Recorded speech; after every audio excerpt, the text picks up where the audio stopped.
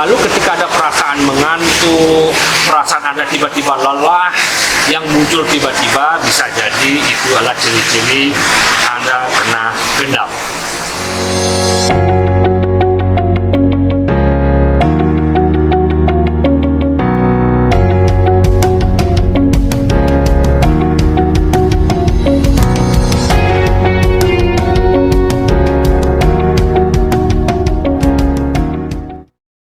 Salam jumpa pemirsa, Anda masih bersama Lenterai TV. Pemirsa, belakangan ini kasus gendam menyeruak dan menggerayangi Bali. Benarkah seseorang menjadi korban gendam didahului dengan tepukan tangan pelaku sehingga kemudian hartanya dengan gampang dikuras? Berikut tokoh spiritual Master Made Bayu Gendeng menjelaskan secara tuntas dan lugas. Simak apa kata Master Bayu Gendeng tentang gendam.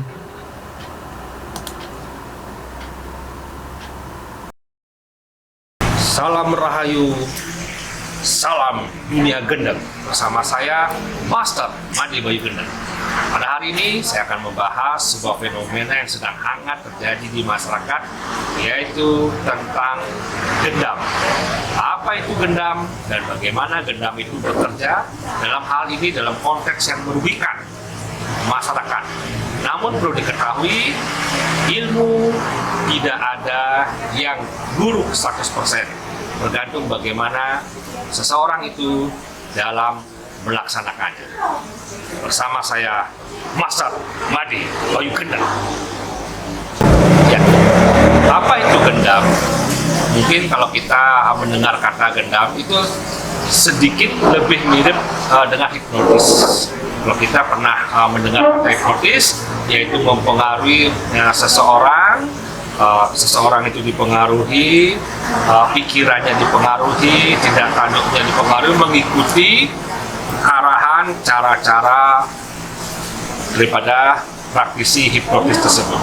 Begitu juga gendam menyerupai, namun bedanya gendam itu selain menggunakan cara-cara mempengaruhi pikiran, juga ada doa-doa yang mengikuti. Jadi perpaduannya gendam itu di sini ada unsur-unsur mistis yang bisa mempengaruhi itu sebagai penguat daripada hasil sugesti, penguat daripada hasil energi-energi yang dikeluarkan dari si penggendam sendiri, mempengaruhi korbannya. Ilmu gendam itu hampir di seluruh pelosok Indonesia, pelosok Nusantara ini mengenalnya. Hanya mempunyai kata-kata yang berbeda, mempunyai penamaan yang berbeda, namun mempunyai fungsi yang sama. Jadi ilmu gendam ini pada umumnya dilakukan oleh seseorang yang mempunyai kemampuan supranatural, kemampuan mempengaruhi daripada lawan bicaranya, mempengaruhi daripada orang yang akan digendam. Namun, pada kenyataannya ilmu gendam ini sering sekali digunakan dalam hal-hal yang berhubungan dengan kejahatan, pemaksaan kehendak, tetapi dengan cara halus. Jadi ilmu gendam ini dia akan masuk pada alam bawah sadar seseorang. Ada beberapa frekuensi gelombang pikiran manusia yang bisa dipengaruhi. Nah, ketika gelombang frekuensi manusia tersebut itu sudah bisa dipengaruhi dengan pertama adalah diawali dengan menyamakan frekuensi. Jadi si pelaku gendam itu akan menyamakan frekuensi kepada gelombang pikiran si korban, dan lalu membuat si korban itu menjadi fokus dengan perkataan si pelaku gendam sebelum proses gendam itu terjadi. Kita kalau membahas tentang ciri-ciri orang yang bisa mempengaruhi orang lain dengan melalui gendam, yaitu dari cara berbicara. Karena ilmu ini adalah mempunyai mempunyai keterampilan dalam komunikasi. Kalau di cakra adalah cakra visudanya cukup baik. Jadi pelaku-pelaku gendam ini mempunyai kemampuan komunikasi sangat baik. Karena apa? Karena pengaruhnya adalah dari kata-kata. Itu yang pertama. Lalu pelaku gendam ini akan mencari orang-orang yang bisa dipengaruhi. Itu yang kedua. Yang ketiga, agak sedikit berbeda dengan hipnotis, namun mungkin ada beberapa persamaan. Jadi orang-orang tersebut mempunyai penampilan yang cukup meyakinkan. Ingat, penampilan yang cukup meyakinkan. Jadi jangan salah ketika Anda bertemu dengan para ahli gendam, Anda tidak akan melihat seorang itu tidak meyakinkan. Dia akan meyakinkan. Jadi meyakinkan secara verbal, meyakinkan dalam hal penampilan juga. Kembali kita membahas bagaimana teknik mempengaruhi, apakah dari tatapan mata, apakah dari apa. Namun yang paling utama adalah mempengaruhinya adalah dari perkataan. Itu yang harus diketahui. Pertama adalah dari perkataan. Hanya bedanya ilmu-ilmu gendam ini yang ada di pelosok Indonesia, saya tidak akan menyebut nama pelosoknya ya, tapi itu adalah menggunakan mantra terlebih dahulu.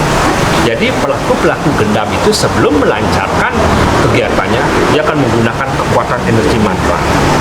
Dia akan dulu, tapi tidak seperti ini ya. Jadi dia persiapan menenangkan diri seperti ini dulu pada umumnya. Dia menenangkan diri, kemudian dia meningkatkan energi ininya melalui cakra-cakranya, ya. Tapi tujuan yang tidak baik sebelum mempengaruhi orang lain. Ingat, sebenarnya ilmu ini bisa digunakan banyak hal, contohnya untuk marketing, yang lain sebagainya. Namun yang saya katakan sekarang adalah digunakan untuk konteks kejahatan. Sebelum dia merapal daripada mantra-mantra yang pernah dipelajari, lalu dia akan mencari sasaran. Dia akan mendekati sasaran tersebut. Pada umumnya sasaran yang harus atau sasaran yang gampang dipengaruhi itu ada beberapa tipe. Satu, sasaran yang gampang dipengaruhi dia adalah seseorang yang nampak seperti orang yang pikirannya kosong. Kedua, dia tidak fokus. Pada umumnya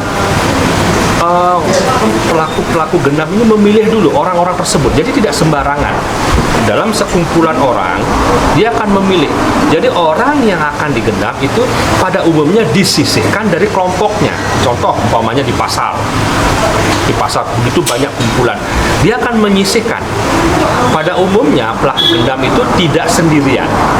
Pada umumnya pelaku gendam dia mengajak juga kru, mengajak orang-orang tertentu. Nah, orang tersebut kemudian akan disisihkan. Gunanya apa? Agar lebih terfokus. Makanya saya sarankan ketika Anda berjalan kemana menghindari kena gendam, itu salah satunya adalah Anda harus mengajak kawan. Kalau Anda sendiri, itu sangat mungkin Anda kena gendam.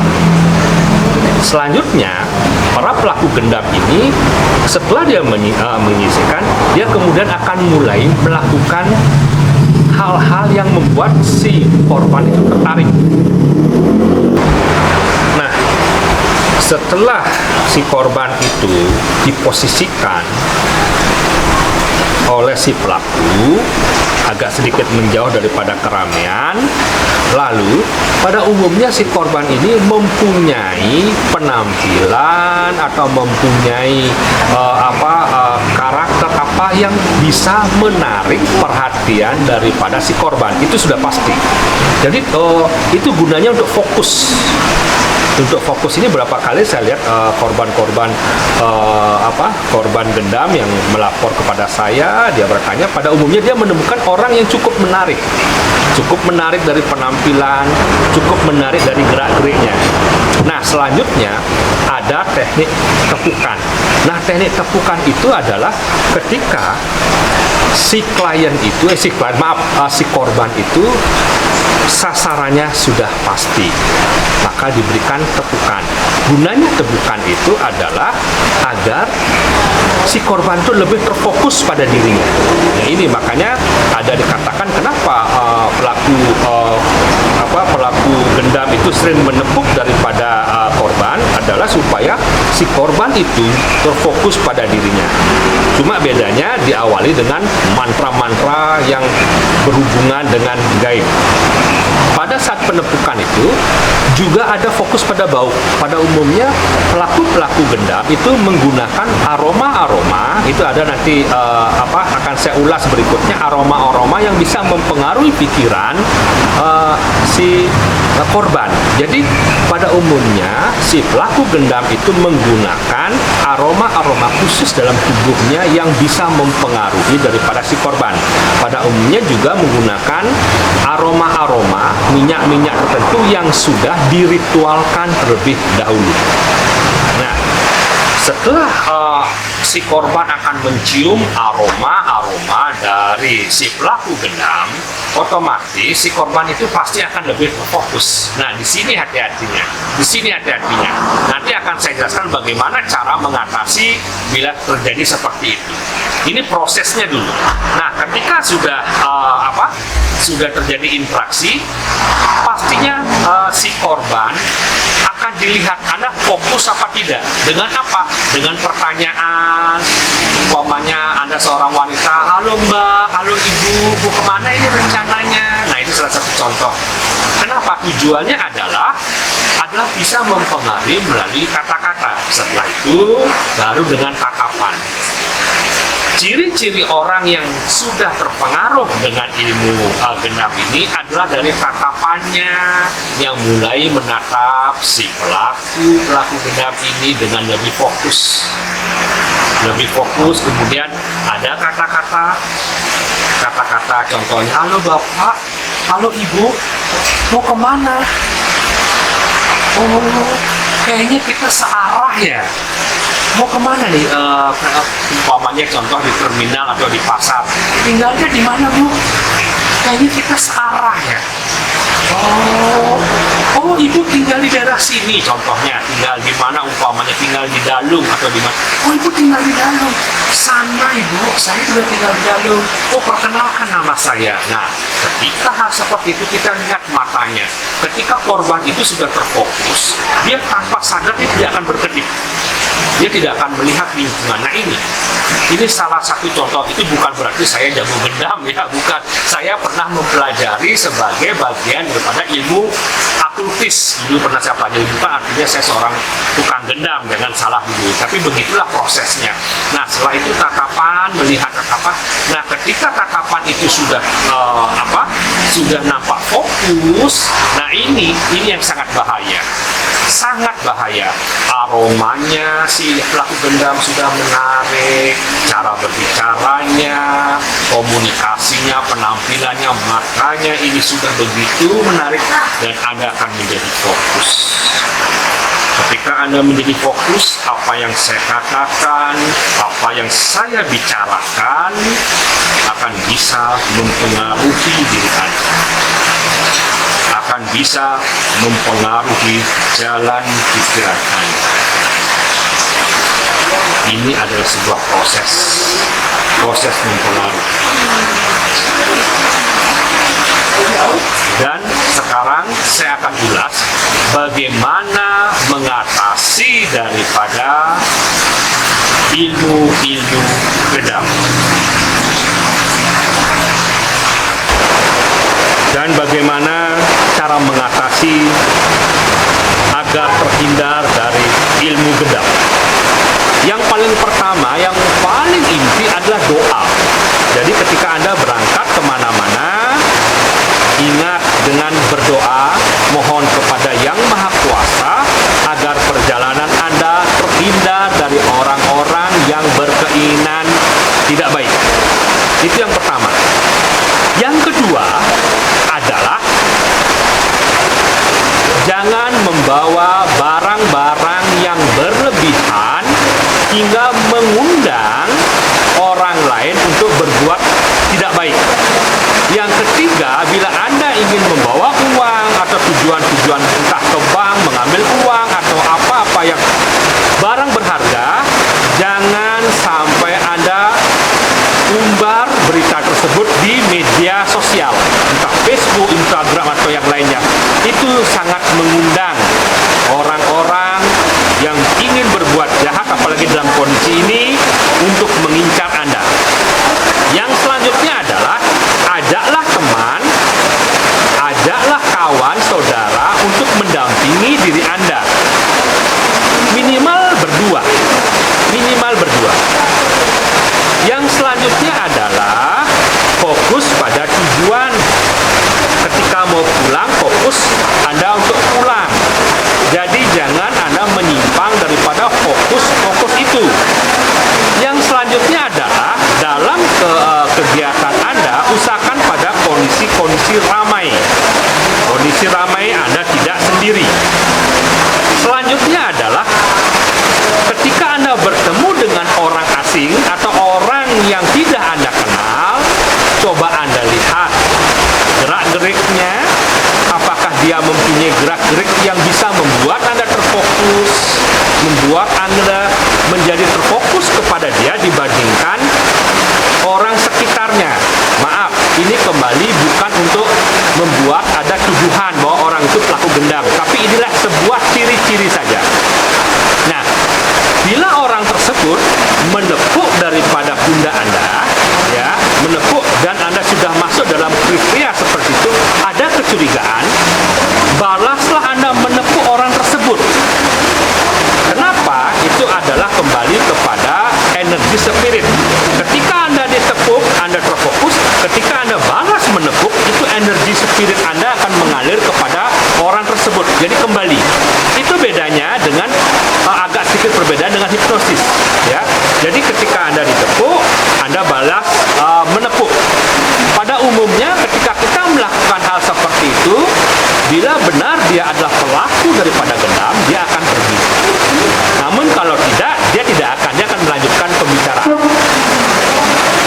Yang selanjutnya adalah ketika kita melihat seseorang mempunyai aroma yang cukup menarik, sudah itu kata-kata yang cukup membuat Anda terfokus, itu bisa terjadi. Namun tidak menuduh, ya, jangan baru Anda bertemu dengan orang seperti itu lalu Anda tuduh itu mempunyai ilmu gendam. Tidak semua seperti itu.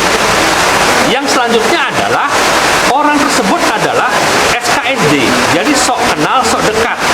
Ciri-cirinya begitu.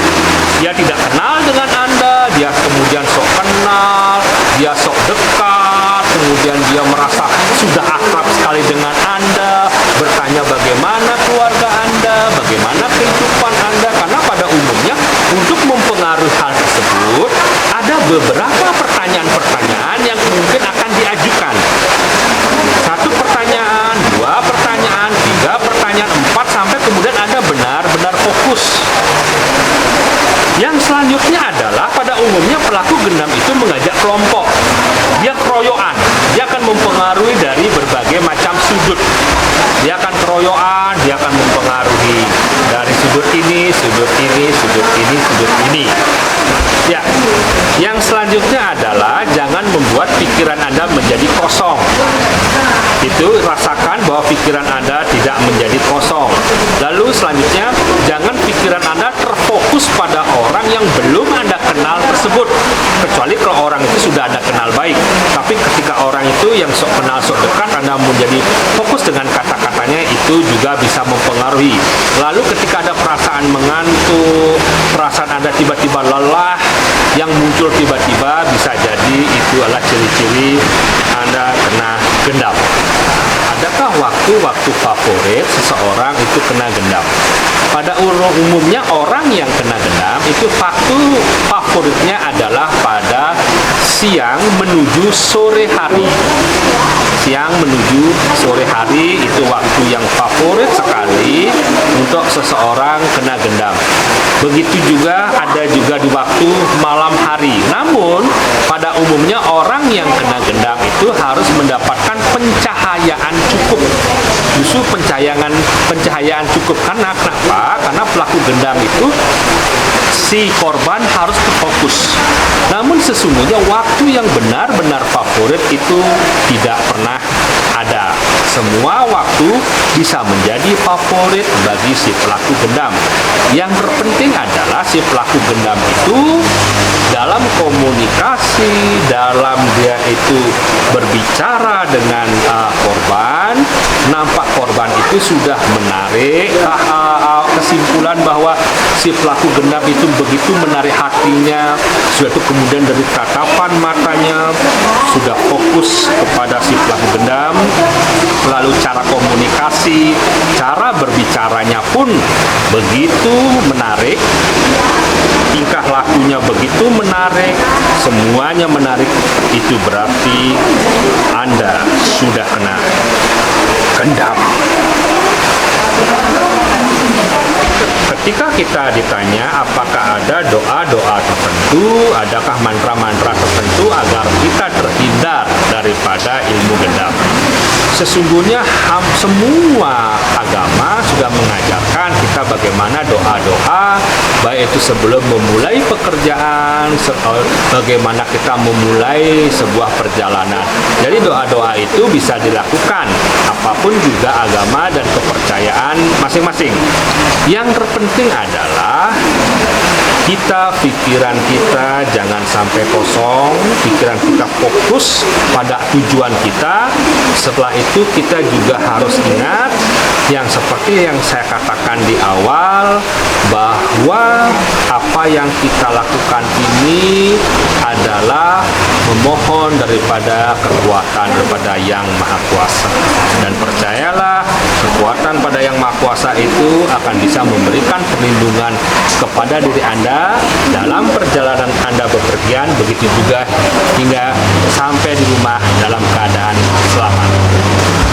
Ya, itulah penyampaian singkat saya tentang bagaimana ilmu